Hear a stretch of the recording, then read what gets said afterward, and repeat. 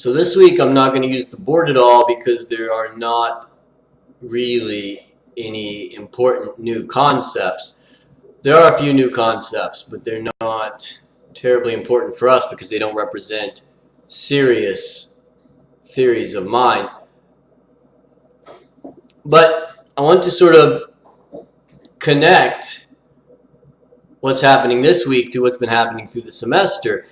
I started off early in the semester, the very beginning, and said that Descartes was concerned with giving us a science of the mind, and that theme has been running throughout.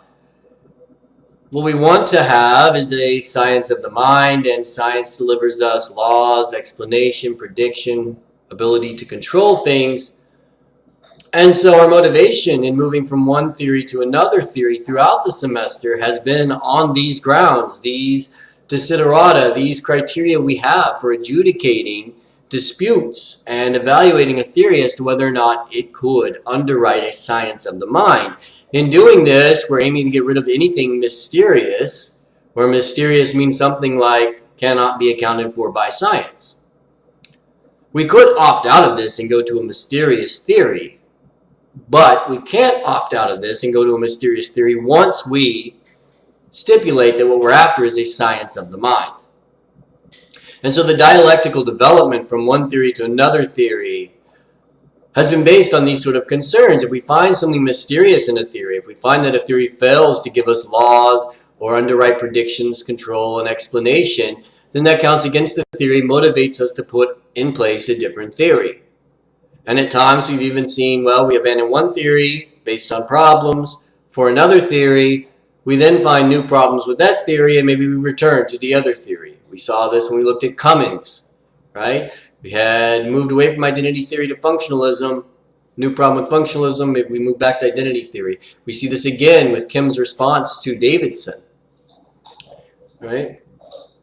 And I think that the two readings this week are quite bad. I think that the only reason that Foster, his article, and Chalmers' article would get any play at all is based on the severity of the problems with other theories, not on the merit of these theories. These articles are so incredibly bad that I don't think that anyone would be motivated to even publish them if it were not the case that, well, they would not publish them based on their plausibility or their strength, but rather because there are problems with other theories, then we're moved to consider other things. That's the only reason these articles would get any play at all. So I think that studying philosophy, one thing it can do is get you to be very good at philosophical argument, and then those philosophical argumentative skills can be used in bad ways, to give bad arguments. And that, I think, is what we see in Foster. There's a real problem with his arguments, both each of his individual arguments and his larger argument. And in Chalmers, well, we have sort of complete lack of understanding of what science is. In order for his argument to work at all, he's operating on a very archaic theory of science that no one holds nowadays.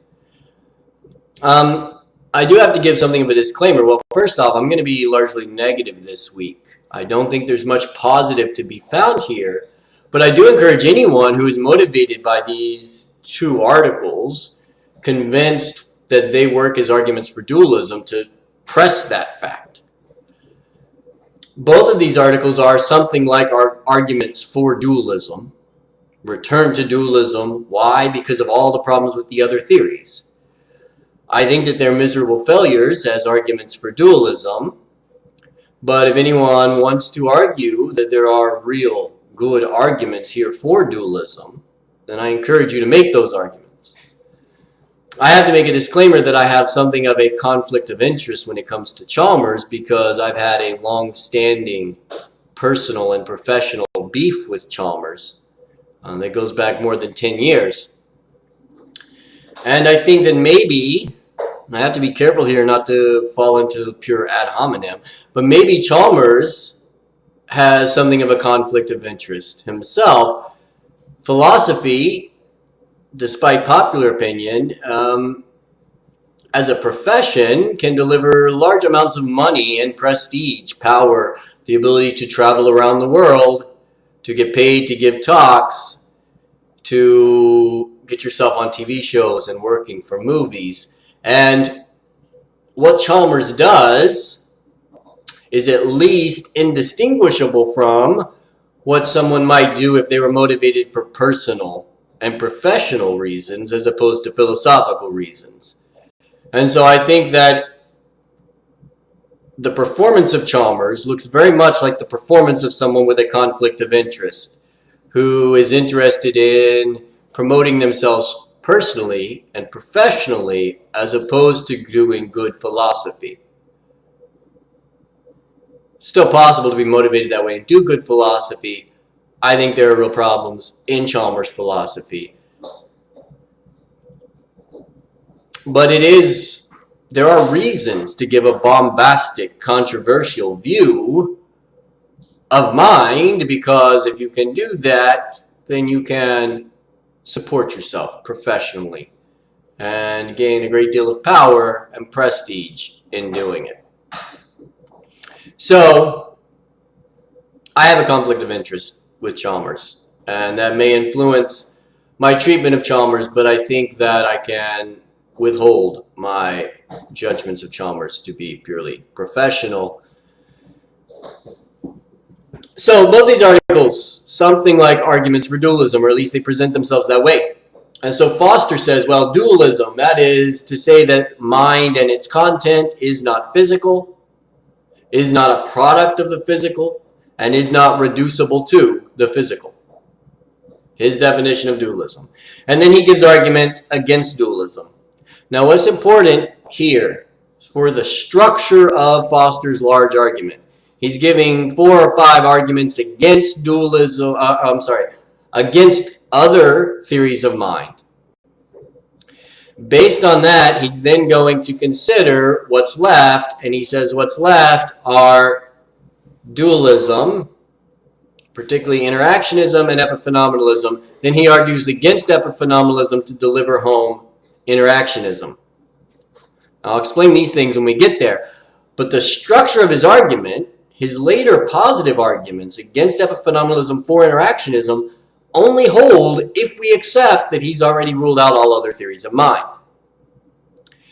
I'm not going to look too much at his arguments against other theories of mind, because I think we've seen much better arguments against these theories of mind. That is, we've seen much better articles and arguments to bring up problems with identity theory, functionalism, and so forth. I really am only going to treat one of his arguments against materialism, right? So materialism would be a monism. This is all there are physical things, whether that is a reductionism by way of functionalism or an eliminativism by way of identity theory. Both of those are materialist theories of mind. And so first he starts off by arguing against conceptual materialism. And he says conceptual materialism says that all mental truths can be derived from physical truths. We've seen this sort of talk before. This is held to be true by both functionalism and identity theorists, at least in some variety. And he says, but look, this just is not the case. And then he gives an example. He gives an example of the congenitally blind person. And there are lots of connections between these articles and other things we're still to do in the semester. Particularly this connects to the Mary case from Frank Jackson. But he says, imagine the congenitally blind person. That person could not derive a full knowledge of visual experience from physical information. I know a congenitally blind person. I'm sitting with this person. I'm describing a tree to this person. This person can come to have some idea of what the tree is, but cannot have a full knowledge of the visual experience. But notice first what he's done here is he's went from a definition of conceptual materialism in terms of deriving mental truths from physical truths. Now we're talking about full knowledge of visual experience from physical information. These are not the same terms. This is not the same issue. in order to think that this congenitally blind example has anything to do with the definition of conceptual materialism, we have to carry the case that full knowledge of visual experience is the same as, or a proper part of, all mental truths, and that physical information is the same as, or a proper part of, physical truths. He did not make that move. He did not defend those assumptions. But even more so, this doesn't seem to be a counterexample at all, because we don't need to make the move to a congenitally blind person. I know that of myself, I can get, presumably, whatever it means to have full knowledge of visual experience by looking at a tree. Okay, so I have the ability to get full knowledge of visual experience. Foster makes a move later to say that the congenitally blind person can't have this, and can't have this from physical information, moreover. But if you were to blindfold me and then you were to give me a description of a tree in as much detail as you want, we can take as long as we want. Give me as much physical information as you want. In as much detail, microphysical descriptions. I'm going to know you're talking about a tree. I'm going to be able to picture a tree in my mind. But that will fail to be full knowledge of the visual experience of that tree.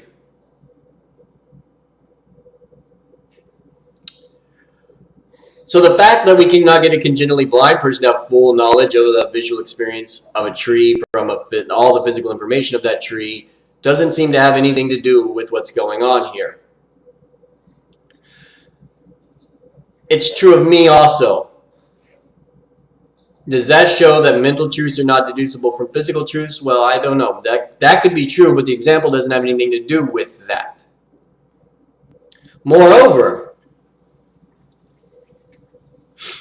even if we were to grant all of this example and that is somehow relevant, I take it that the full knowledge of visual experience has something to do with my visual cortex, and my visual cortex firings of neurons in my visual cortex somehow leading to a qualitative experience.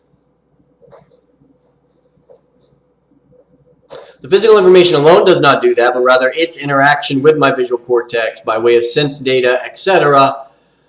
But there's an experiment done in which blind persons were taken and they're asked to walk down a hall. The hall has obstacles. The hall is divided into 9 sectors: upper left, upper middle, upper right, middle left, middle, middle, middle right, lower left, lower middle, lower right. And the obstacles are confined to those subsections. Either you have a box in the lower right, or you have a box that runs all the way across the lower left, lower middle, and lower right. And the blind person is asked to navigate this hallway. Well, obviously the blind person is not going to be able to do this without the aid of, a walking stick or something. But then they had a device that went on the person's tongue, and this device had 9 needles that would poke out. The needles would poke out to represent the position of the obstacles.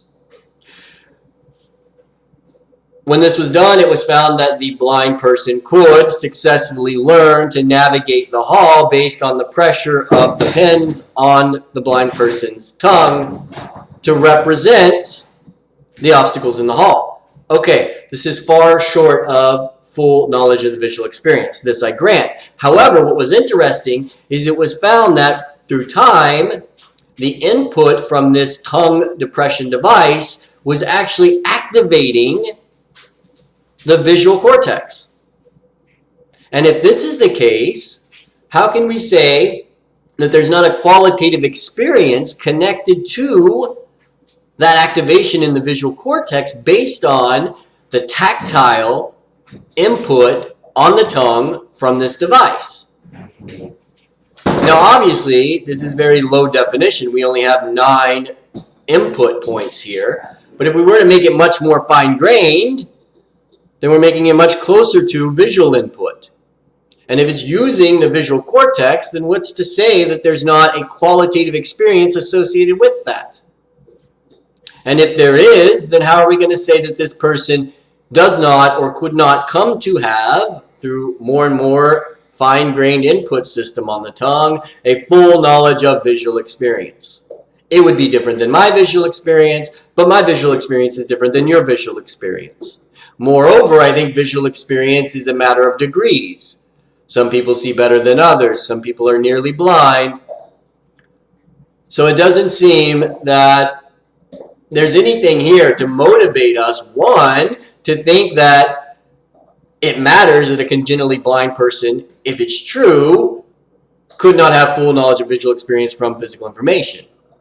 Two, it doesn't seem that that's even necessarily the case, that maybe it's not true that a visually impaired person could not have full knowledge of the visual experience. And third, it doesn't seem to connect to, without further argument, conceptual materialism at all.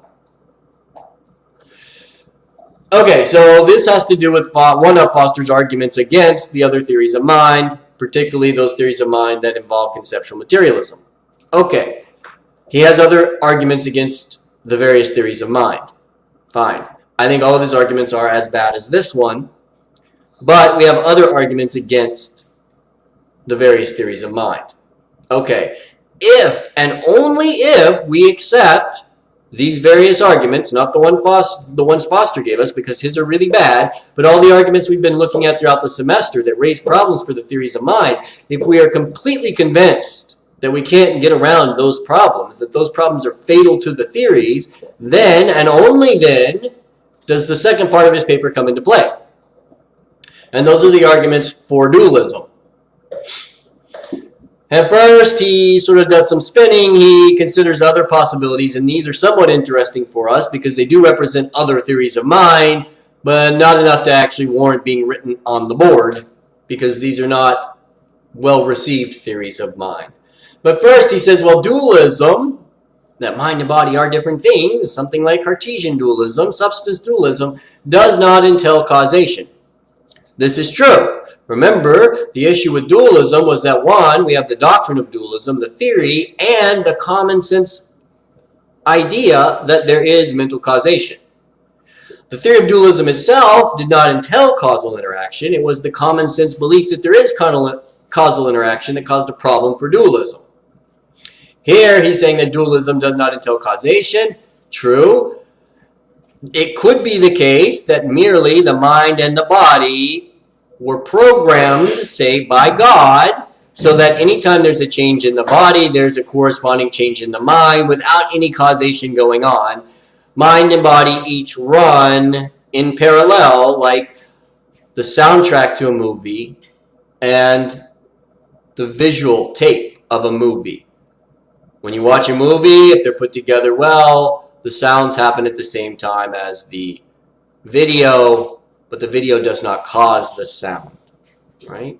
And so this is a possibility. This is another theory of mind. It's not a theory of mind in play, for one, because on scientific grounds, there's no way to adjudicate between a parallelism and an interactionist theory, because parallelism says that mind and body will appear as if there is causal interaction.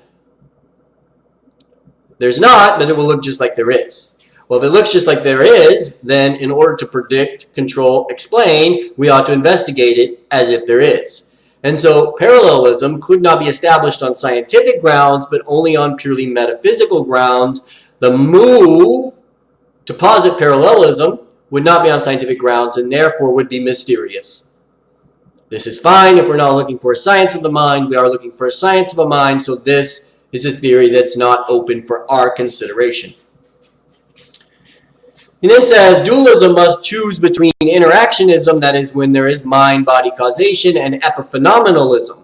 Now this is curious, because epiphenomenalism, every time we've looked at it, has not been a substance dualist position, right? It's been either a materialist position or always a materialist position, either a reductivist or an eliminativist or a property dualist position.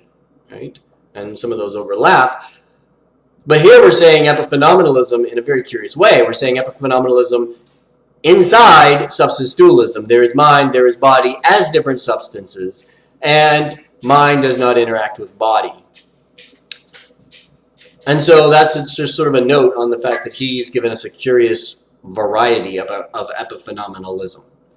And then he goes on to argue, well, he said, we got rid of all other theories of mind, therefore we have to be dualists. We're putting aside parallelism, he says. Therefore, we're left with only two choices, interactionism or epiphenomenalism. If he can argue against epiphenomenalism, then he can deliver us interactionism. That is, he can return us to a Cartesian sort of dualism. Now, notice all of the ifs there. It only follows. His argument against epiphenomenalism only acts as an argument for interactionism if we don't accept parallelism and we don't accept any of the other theories of mind. He says, well, look, let's consider first this common objection. So he's going to go through now objections to dualism and get rid of them. Common objection, the traditional Cartesian objection, is that mind-body causation occurs and there's no way to explain this.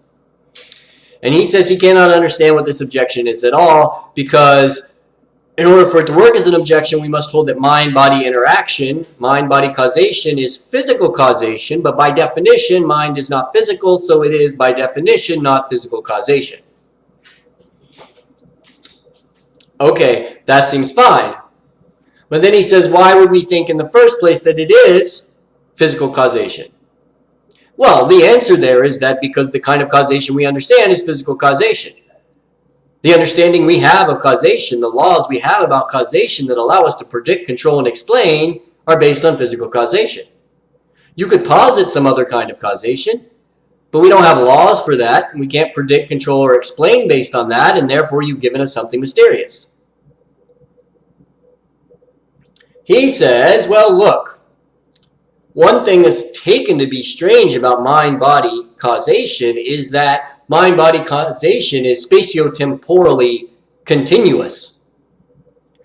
Physical causation is diachronic. It occurs over time. There is a causal event that leads to an effect.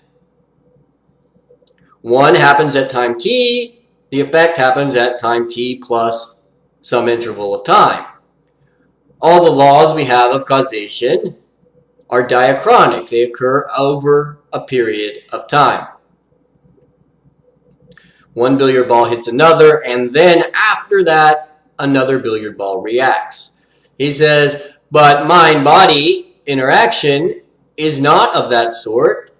When there is a change in the mind, there is immediately a corresponding change in the body, and vice versa. And therefore, because mind-body interaction is not diachronic, it is spatiotemporally continuous, it is direct causation. All other causation, physical causation, we can explain intervening mechanisms by which it occurs, because it's not direct causation. But mind-body causation is not direct causation. It is not direct causation, and therefore we do not need to posit any sort of mechanism by which it occurs, despite all the attempts otherwise, functionalism, identity theory, all of these theories that we're looking for, supervenience relations, or bridge laws, or reductionism, that we're looking for a mechanism to connect the mental to the physical, but we do not need it because this causation is direct. It's direct because it's spatiotemporally continuous. Okay, part of his argument there says that since it's spatiotemporally continuous, it is therefore direct. Because it's direct, we don't need a mechanism. I want to challenge this claim that because it's spatiotemporally continuous, it does not have a mechanism, or because it's direct, it does not have a mechanism. I'm going to take out the direct because I don't really know what that means other than to, again, say there's not a mechanism. So if it's spatiotemporally continuous, there is not a mechanism acting there. Okay, if I'm facing a mirror, that mirror is reflecting what I do. Changes I make in my body posture will change the reflection in the mirror. This is diachronic because there's a lag between my changes and the changes in the mirror based on the speed of light. It's going to be an incredibly small lag. Nonetheless, it is diachronic. The changes in the mirror and the changes in my body do not happen at the same time. Rather, they're separated by the amount of time it takes light to move from me to the mirror. My perception of the mirror, again, takes time for light to move from the mirror to me. That's not the concern. The concern is the amount of time it takes light to move from me to the mirror. However, if I have two mirrors, equally distant from me, equally distant from the light source, changes in my posture will change the reflection in each of the mirrors. And while each of those changes in the mirrors will occur at some time after the change in my posture, the change in the two mirrors will co-occur. They will occur at the same time because they're equally distant from me and equally distant from the light source. Change in one mirror will happen at the same time as a change in another mirror. That does not mean, obviously, that there is not a mechanism by which those changes occur. There is a mechanism. And so his argument here to save Cartesian interactionism turns on the claim that if two things are spatially temporally continuous, there's not a mechanism that explains how they are spatially temporally continuous. But I've just shown that to be false. So his first argument for dualism, or his first response to an objection of dualism, fails. His second response to objections to dualism, he says, well, look, and this, curiously enough, comes from him. In a previous paper, he wrote something and caused himself a problem, and now he's trying to solve that problem. And the problem says, well, look, if we're trying to give a definition of what it would mean for a brain state to lead to, or a brain event to lead to a mental event, we have to say something like, my brain X is in state phi, and this leads to Y, which is my mind, the mind embodied in my brain. My brain is in state phi, my mind, which is embodied in my brain, is in state psi. We could give laws to underwrite mind-body interaction of this sort, but then he says, no, we couldn't, because the very point of the whole theory was to explain embodiment, but the law said that my mind was embodied in my brain. We need this because otherwise there could be a change in your mind based in a change on my brain. We need to connect my mind specifically with my brain. Hard to do this if we have dualism because mind and body are independent. We could say that my mind is embodied in my brain, but then how would we explain embodiment? Well, we would have to use our theory, but our theory can't do that. That was the very point of the theory, to explain how my mind is embodied in my brain as opposed to in your brain.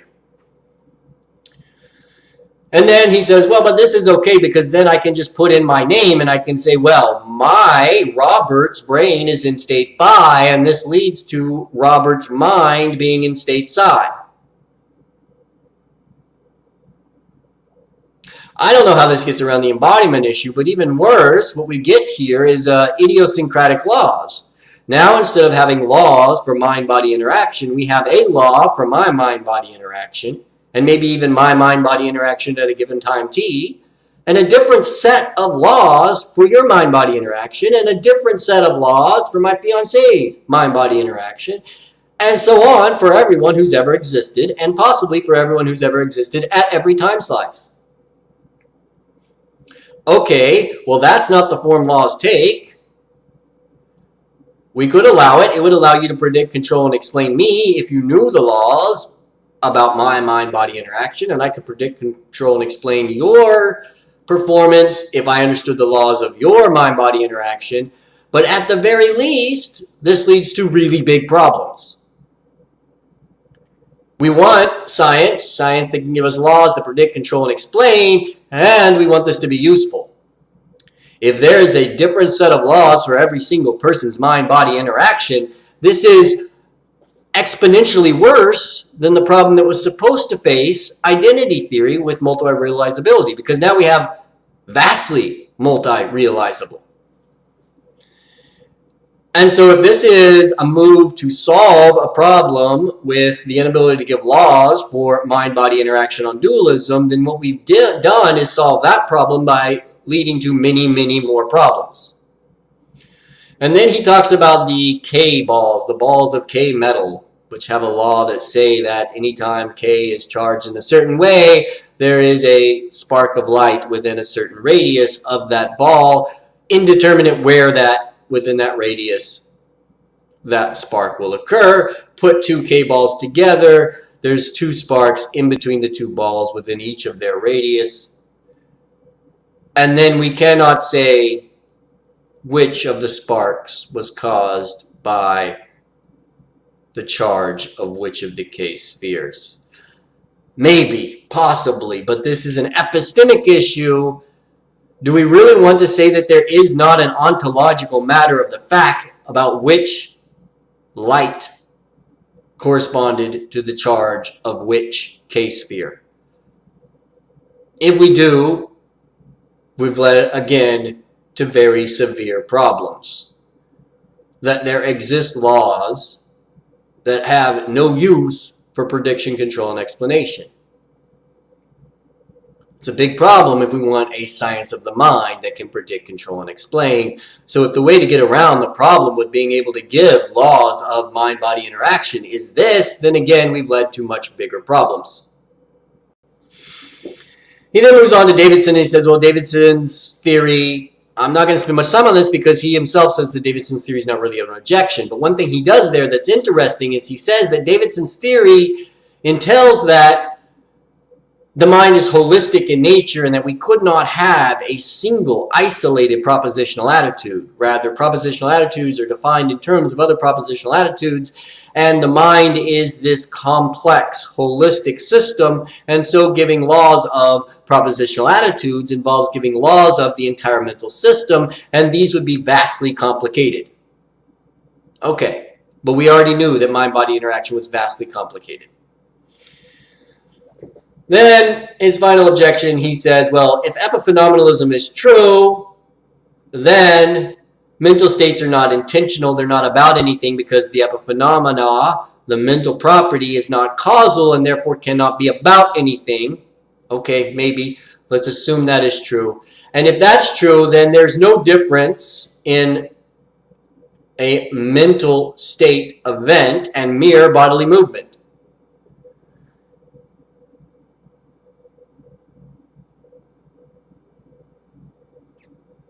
I don't know exactly how to interpret this dual conditional argument. However, what's important to notice here is that this is consistent with many other theories. He's arguing here against epiphenomenalism. If epiphenomenalism is true, then mental states are not intentional, and if they're not intentional, then there's no difference between something caused by a mental state and mere unintentional bodily movement. But this has been the concern of lots of the theories we've looked at. Accounting for this, explaining how actions or thoughts can be intentional, has been the concern of functionalism, identity theory, and so on.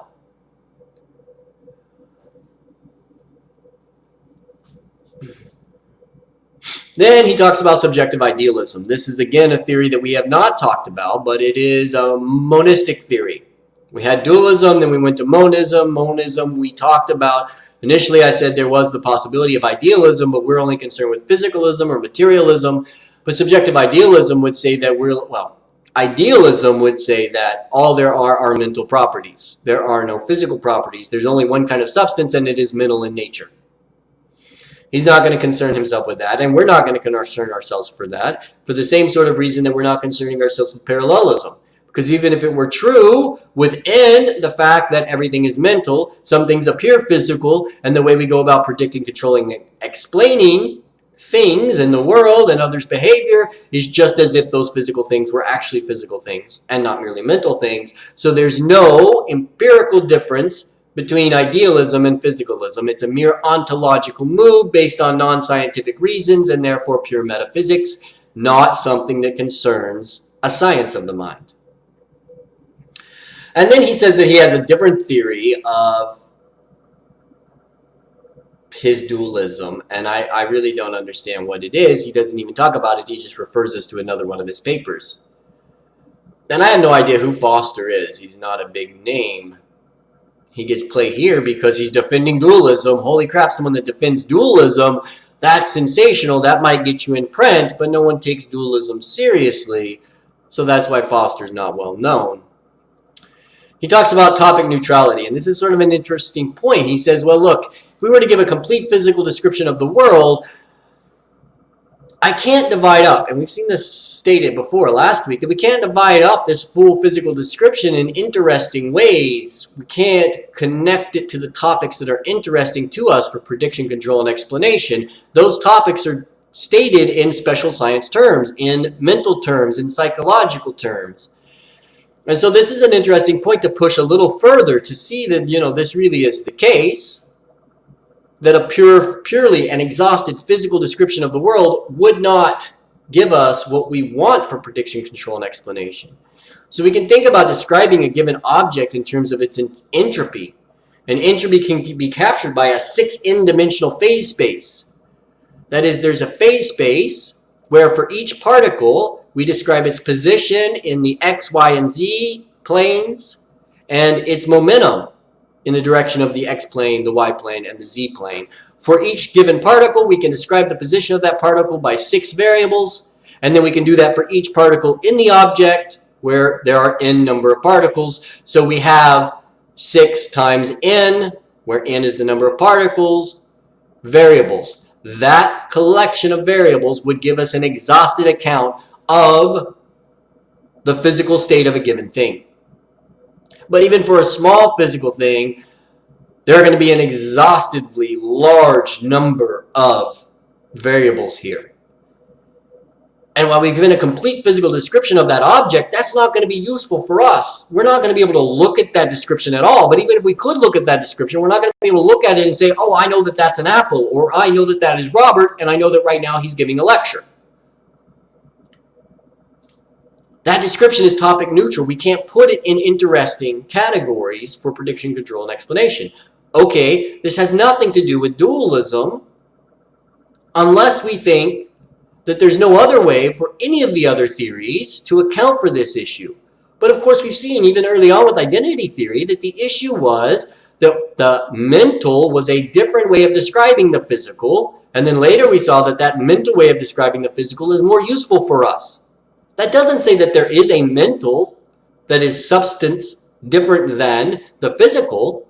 No, we need not take that conclusion. So there you go, Foster's bad argument, Foster's small bad arguments as part of his large bad argument. We might be motivated to go along with Foster if we really do think that all of the objections facing all the other theories of mind are fatal. That is not just that they're big problems, but that they're big problems that cannot be saved. The theories are completely made implausible, false, based on those problems. But that's not the way science works. If we were to accept that none of the other theories would work, then we can accept his later arguments would argue for dualism, Cartesian dualism, interactionism against epiphenomenalism. But if we don't first make those moves, the argument he gives for interactionism by way of arguments against epiphenomenalism would deliver us movements to all the other theories of mind. Problem with epiphenomenalism, okay, then functionalism, okay, then identity theory, okay, then behaviorism, all kinds of things we can do there. He's trying to restrict our options to go to interactionism based on assumptions that all the other theories have been defeated. And now Chalmers. Chalmers says that there can be no physical explanation for consciousness. Now notice here we're talking about consciousness, which is something specific connected to qualitative experience. Maybe consciousness is coextensive with the full collection of our qualitative experience, or maybe it includes something that is not fully exhausted by the extension of our qualitative experience. We're talking about consciousness. One thing that's true about consciousness is there's something it's like to be conscious. Conscious experience has qualitative properties. And now Chalmers is operating on an archaic view of science that no one holds. And I'll try and bring this out as we go.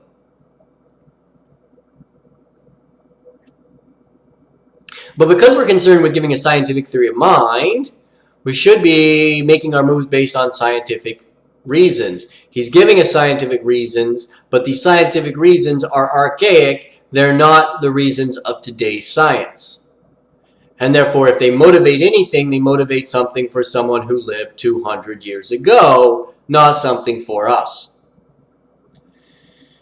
Well, he says that, well, he's going to deliver us something like dualism. He doesn't commit himself to what the nature of that dualism is here, and I don't think that he generally commits us to the nature of that dualism. I have personally pressed him on this point, and he refused to answer me. But he's going to argue for something like dualism, something like Cartesian dualism. Remember, if he's just arguing for property dualism, then it's not a very interesting position because lots of people have argued for that. Right? Token identity theory was property dualistic. Functionalism seemed to be property dualistic. Right? So in order to be doing anything very interesting here, he needs to be arguing for substance dualism. He's arguing for substance dualism by arguing against eliminativism and reductionism.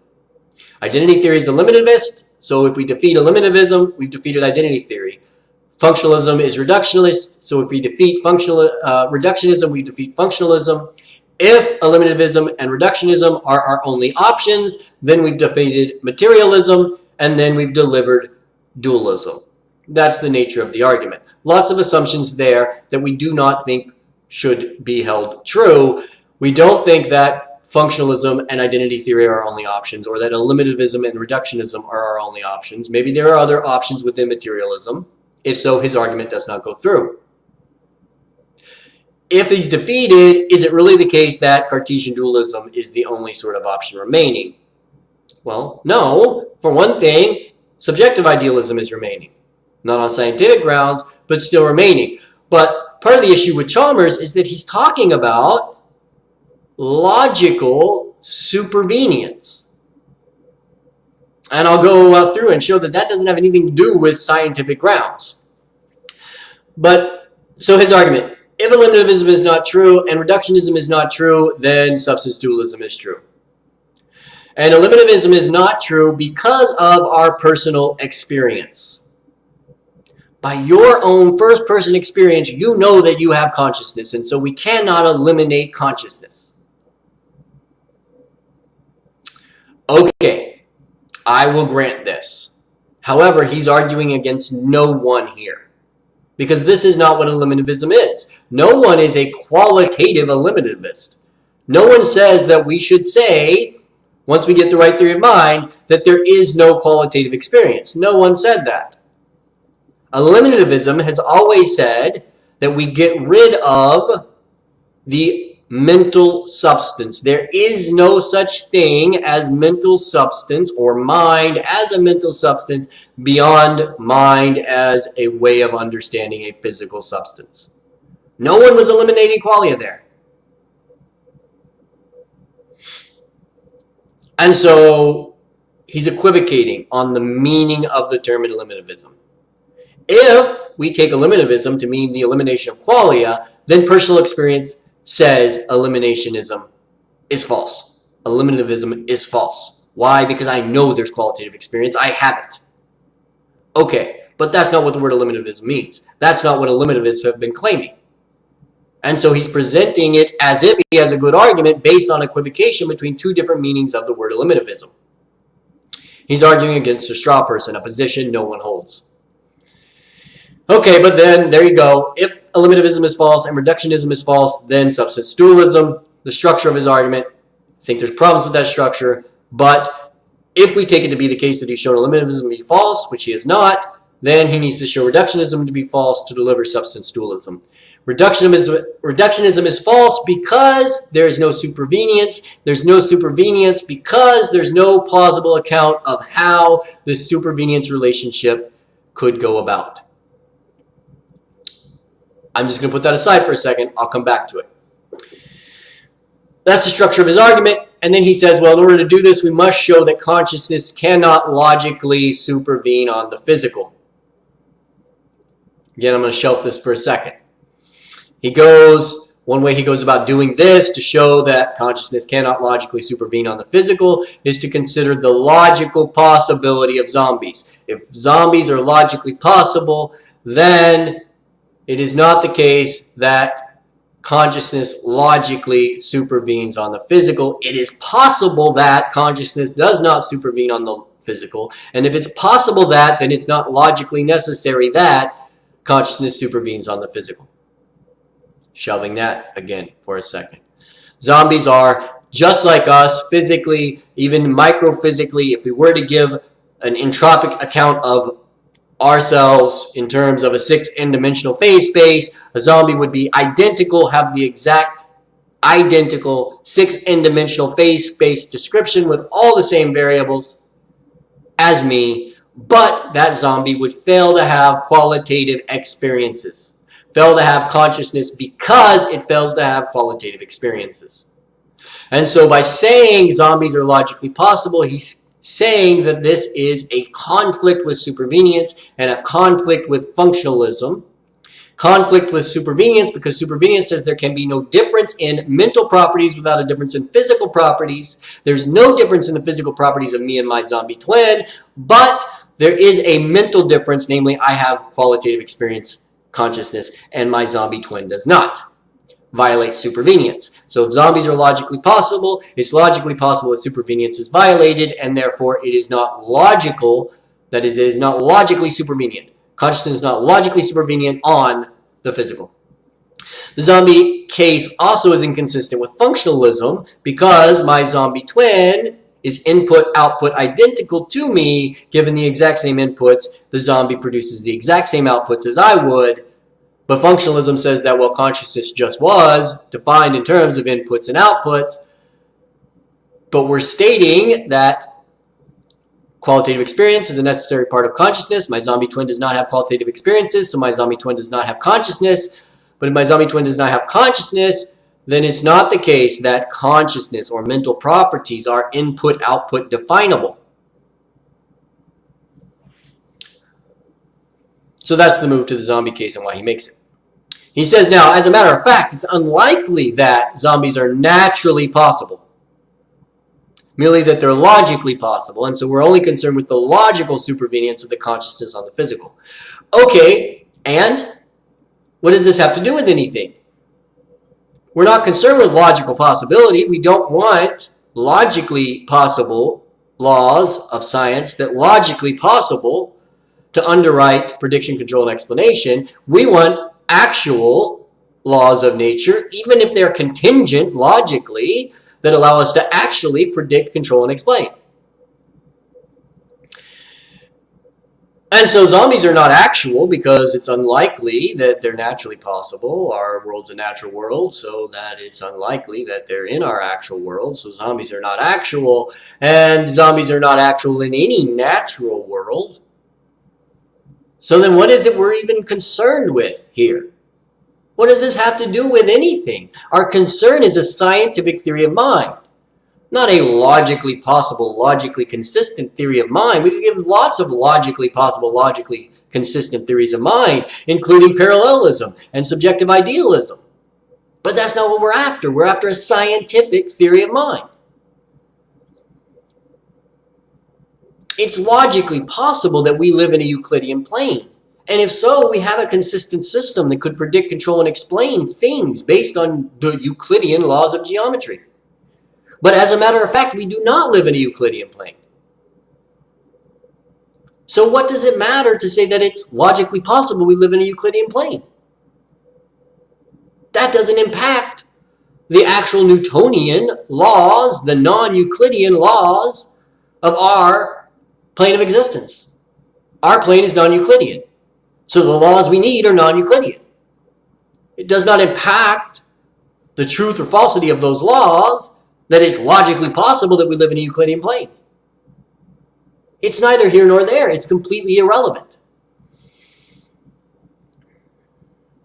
He then goes on to say, well, look, the H2O water case, it's logically possible that H2O is not water.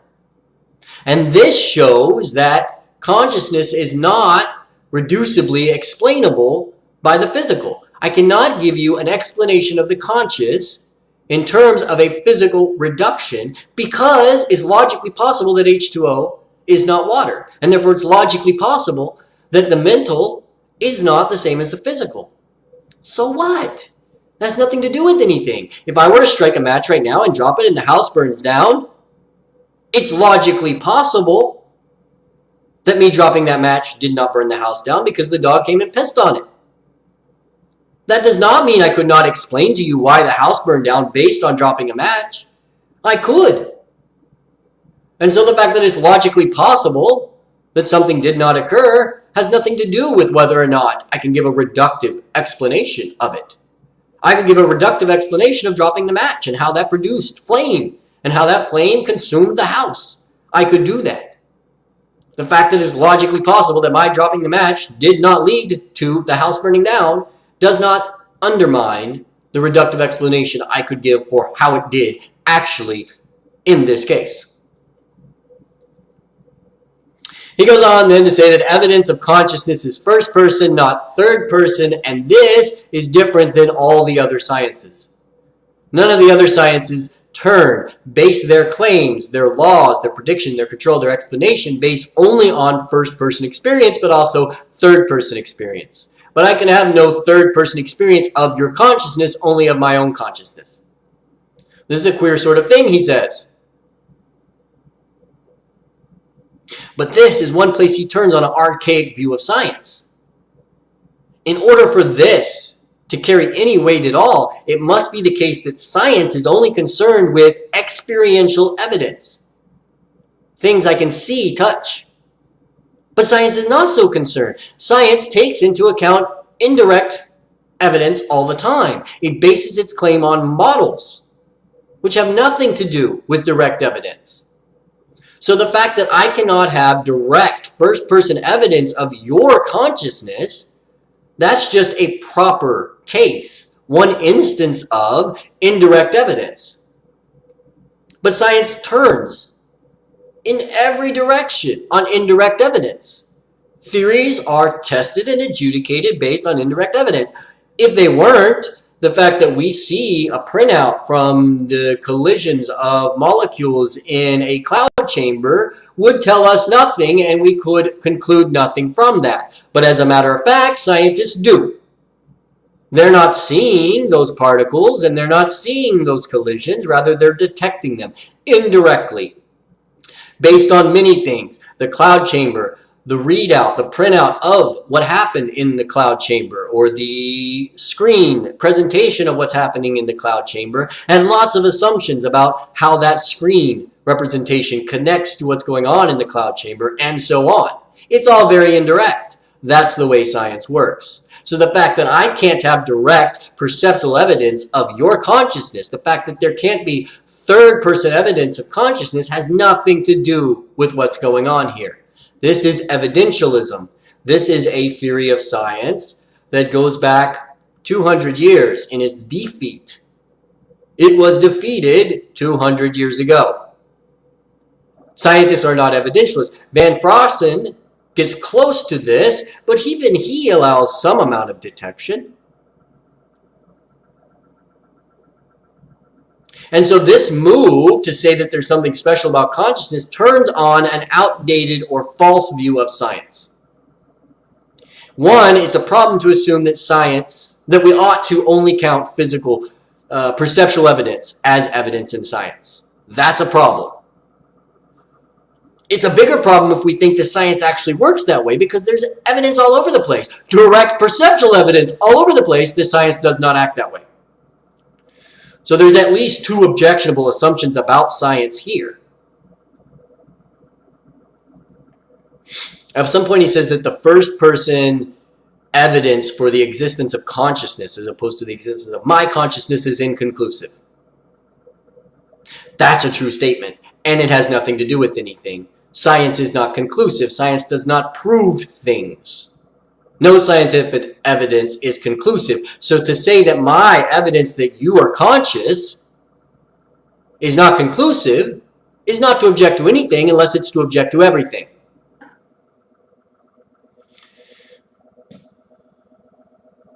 He then says that, well, eliminativism, getting rid of consciousness, is unreasonable because of the first person evidence I have that I have consciousness. Well, first, going back to what I said earlier, there's an equivocation here. To think that this matters at all is to think that eliminativism has to do with qualitative eliminativism, but it doesn't. It is true to think that eliminativism is unreasonable if we're concerned with qualitative eliminativism, but not based only on first-person experience, but also on third-person experience. The fact that you act like you're conscious, you tell me you're conscious, that's evidence. It's indirect evidence, and science grants the use of indirect evidence. It's curious because his position entails that nothing he does in his article. When I'm reading his article, I get no evidence that Chalmers is conscious. Of course it's possible that he's a zombie. Of course it's possible, logically, that he's a zombie. Logically, it's possible that he did not have any conscious experience in producing that text. That does not in any way mean that that text is not evidence to me that Chalmers is conscious.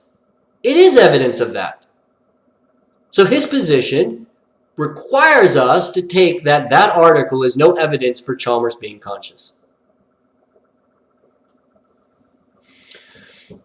He then says, well, logical supervenience, any property that supervenes is detectable via external evidence alone. If I say that the mental supervenes on the physical, I can look at the physical and I can detect the mental. If I'm in pain, I should be able to look at myself. You should be able to look at me if I'm in pain, and either from gross physical observation of me or put me in an MRI, you should be able to look at something physical from me and detect the fact that I'm in pain. Okay. He says, but this is not true of consciousness. I cannot detect your consciousness from external evidence alone. And therefore, consciousness does not supervene. Your consciousness does not supervene. I can't give a supervenience relationship, a logical supervenience relationship of your consciousness on your person. So I want to say yes here, that this is maybe true, but it's, it is true that logically supervenient property is detectable by a physical property. I want to say that that's true. I don't know whether I believe it, but I'll grant that to him. But it's also true of consciousness. So he's saying, here's something that's true about logical supervenient properties. They're detectable by external evidence. Okay, I'm going to grant him that. But that does not deliver him anything with regard to consciousness, because that holds for consciousness too. There's a difference based on the evidence for a rule, the rule that a logically supervenient property can be detected by external evidence, and the application of that rule. And I have evidence of the rule that is, well, first person and third person, and then I have evidence for the application of that rule based on third person experience. He says, well, look, all the other properties that are supposed to be not supervenient, or other properties that are supposed to be, say, well, but, you're saying this is true of consciousness, but isn't it true of other things, that other things are not logically detectable based on their supervenience relationship to physical things, like memory? He says, no, memory is. Memory supervenes on the physical, and we can have external evidence, physical evidence for memory based on gross observation or fMR observations. But if we're granting everything he wants us to grant, then there's no way we could tell the difference between actual memory there and someone who just happens to have all the right thoughts at the right time. It's logically possible that every time I inquire to you about something that happened in the past, you just happen to say the right things. You just happen to have the right thoughts. That's logically possible. Doesn't have anything to do with what we're concerned with. We're not concerned with logical possibility. There is evidence that, as a matter of fact, your memory does supervene on the physical things, because I can observe the physical things and I can ask you about your memory. Maybe I'm wrong, but there's evidence to think that the memory supervenes, and there's evidence to think that consciousness supervenes. Let's imagine a case. We find a hole somewhere in a street. sewer access hole. And from that hole, there are coming radio transmissions. And we find this out, and then we observe those radio transmissions. And those radio transmissions are radio broadcasts from some other plane, some other dimension, some other world. And then we find this out, and then we want to communicate, and then we start broadcasting radio transmissions into this hole. And then we start a communication with something on the other side. They send radio transmissions to us, we send radio transmissions to them, and eventually we start exchanging information, and they say, look, we are offended by the way you run your culture. You're very inegalitarian. You treat people poorly. You keep the worse off in society worse off. You treat women poorly. You treat minorities poorly. We don't like that. And then the exchange goes back and forth, and we say, well, we don't like, what you say because that gets in the way of freedom or something. And they say, well, we value freedom too, but not as much as we value equality, and back and forth and back and forth. Are we really to say that that communication is not evidence for the consciousness of whatever's broadcasting the radio transmission? The only grounds we have to do that is to say that the only thing that counts as evidence is gross physical evidence, experiential evidence that's gross and direct. Science doesn't work that way. If we were to find such a case, scientists would say there's something conscious on the other side. Maybe they're wrong, but that's not an objection to science at all. Science always is possibly wrong. We're not doing deductive logic. We're doing science. He then says that proponents of a reductionist explanation, they have a hope that even if they have not yet given a reductionist explanation, that they could give a reductionist explanation. But in order to defend this hope, they must give us some idea of how such a reduction could occur. This is nonsense. Again, this is not how science works. It is not the case that we have to have evidence and experiential evidence in order to defend a scientific position. We defend it on all kinds of grounds, indirect evidence, models, so forth, but also on methodological, conceptual grounds. And there are methodological reasons, and we'll see this once we get to the debate between McGinn and Flanagan. There are methodological reasons for holding the hope in absence of any evidence for it, and that's completely consistent with science and how science occurs now. It's completely consistent with naturalism. I guarantee you this. I can send you 225 pages on this very point. It is an impertinence to claim that science operates in such a way that you cannot have a position, a methodological position, unless you have experiential, gross evidence for the possibility of a mechanism to underwrite your position. It's not the way science works. And then he says that we can't give a functionalist account of consciousness because consciousness is qualitative. We could have the input-output identities the same between me and my zombie, but my zombie lacks qualitative experiences, and so we can't give a functionalist account of consciousness. Okay, maybe that's right. But we can't give a qualitative account of consciousness either, because if one of the things that's necessary for consciousness is that it's qualitative, another thing that's necessary for consciousness is that it is functional. It does stand in some sort of input-output relationships, even if it doesn't cause those outputs. Its changes occur in a law-like fashion given certain inputs and before certain outputs. So maybe we cannot give a functionalist account of consciousness because consciousness is qualitative. But we also cannot give a qualitative account of consciousness because consciousness is also functional. We have to have both a qualitative account and a functional account. On page 594, he says, whether or not consciousness is a biochemical structure, that is not what consciousness means. To analyze consciousness that way again trivializes the explanatory problem by changing the subject. It seems that the concept of consciousness is irreducible, being characterizable only in terms of concepts that themselves involve consciousness. I'm willing to grant most of this. But again, I'm going to say, so what? If this is an objection to defining or identifying consciousness with a biochemical structure, then it's an objection to everything. If we say that any given concept is irreducible because what it means cannot be identified with something in the world, well, based on grounds of intension and extension, sense and referent, we know this to be true of everything. The meaning of terms depends on the thing in the world it refers to and the sense it has, the other concepts it's connected to. This is true of everything. That's what meaning is.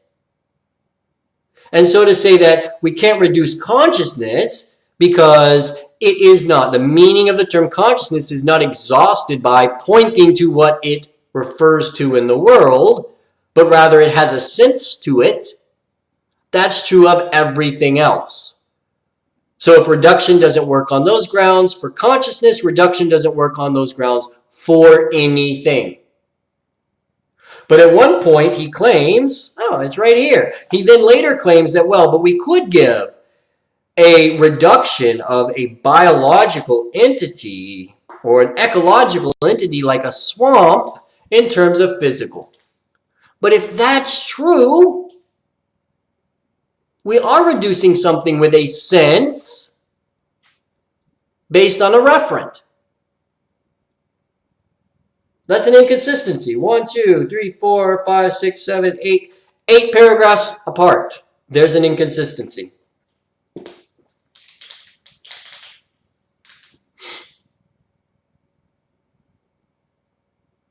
The issue of reductionism has nothing to do with sense. It has to do with referent. The referent of a mental content or a mental event. Does it or does it not refer also to a physical event? Identity theorists granted that there's still room for talking about the mental because it's describing the physical. That is, we're referring to one thing when we refer to the mental and we refer to the physical. There's one physical thing in the world we're referring to, but there's a different sense had by its mental description than from its physical description. Granted. And then finally, at least the final point that I'm going to touch on is that, well, there's a need for bridge laws in order to reduce consciousness. But the fact that we need bridge laws to connect our conscious, our description, our mental description of consciousness, to connect that to the physical description, the need for bridge laws shows that we're explaining consciousness in its own mental terms. Maybe this is true. If it's true, so what? No one denies this. It's not the issue. Consciousness explained in mental terms. Okay. Nonetheless, that consciousness and those mental terms reduce to something physical in some physical terms. The bridge laws, or the laws, well, first the laws connecting a conscious act to another conscious act, one mental causal event, that reduces to, even if it's purely described in mental terms, reduces to something physical. Bridge laws show that we explain consciousness in mental terms. Yes, and they also show that we reduce that consciousness and those mental terms to physical terms. The issue is not about explanation. The issue is not about meaning. The issue is about ontology. The issue is about whether or not we could get mental laws in terms of physical laws. And so, the point of all of this, we have a dialectic. Problems with other theories of mind we've seen, if we take those to be fatal problems, and there's no way that these theories of mind can get around these problems, then maybe we're pushed into dualism. If our concern is a science of the mind, certain things are going to be ruled out. Parallelism is going to be ruled out. Subjective idealism is going to be ruled out because they're made on metaphysical grounds, not scientific grounds. But also ruled out is any theory of mind based on false, faulty, or outdated science. The conception of science in the background of Chalmers' argument is not the conception of science that any scientist works with today. Chalmers' argument turns on a complete lack of understanding or a complete lack of accurate and fair presentation of what science is. Whether he understands this or not, cannot say. Whether he does this on purpose or not, cannot say. So there we go. We had a dialectic from dualism to a bunch of other theories, back and forth, ping pong from these other theories, and now the dialectic, the verbal exchange between philosophers, has now given us reason to push us back in the degree of dualism. The question is whether or not there are good reasons, good arguments, and whether or not those are made on scientific grounds. And so in your papers, this actually is relevant to all of your papers as it's connected to qualia, or as it's connected to the issue of naturalism, or as it's connected to the dialectic of theories of mind. Consider whether or not this dialectical move in response to other problems is warranted because the other problems are that severe, whether the argument for this move, whether they're good arguments, and whether they're scientific arguments, good scientific arguments. If they're not good scientific arguments, then we're not going to use them. This move is not a scientific theory of mind move. It's a metaphysical theory of science move. If the arguments aren't good, then it's not even a move. There's no reason to make the move. If the problems facing the other theories of mind are not fatal, or we do not think that they cannot be overcome by either another materialistic theory of mind or by changing the theories that we have in hand. If we think that the problems can be met there, then there's no motivation at all to even look at the arguments for dualism. So think of this in terms of the dialectic.